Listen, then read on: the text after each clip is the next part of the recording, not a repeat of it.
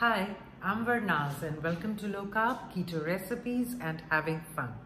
Today I have the recipe for you for a keto, low carb, gluten-free tiramisu made in a mug, all put together in just 2 minutes. Let me show you what it looks like. I have a little big one and a little mini one.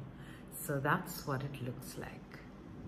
Absolutely yummilicious and rock bottom in carbs. So we're standing in my kitchen. Let's get cooking. So let's begin. I've taken a see-through mug just because it looks pretty, and I'm adding 4 tablespoons of almond flour to it, half a teaspoon of baking powder, and I'm taking 1 tablespoon of butter and I'm going to melt it in the microwave and then add it to the mug, and I'm cracking in 1 egg.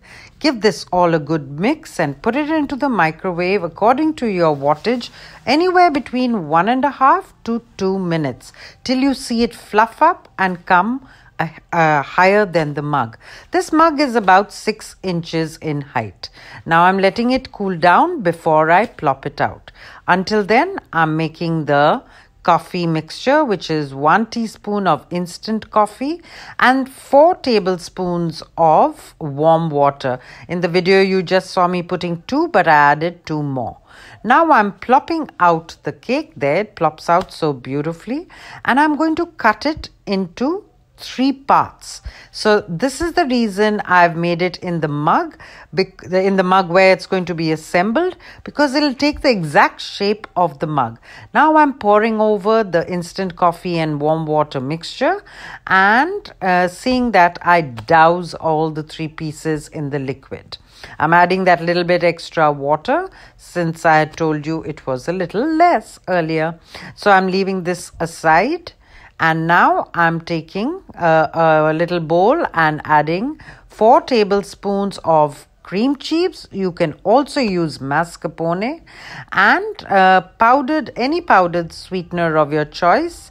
I'm adding 3 tablespoons of that and 2 tablespoons of heavy cream.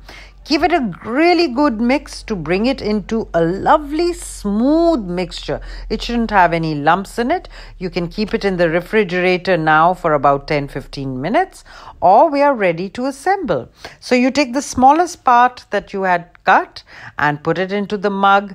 Add 1 layer of your cream cheese mixture. Then put in another layer and add in another layer of your cream cheese mixture.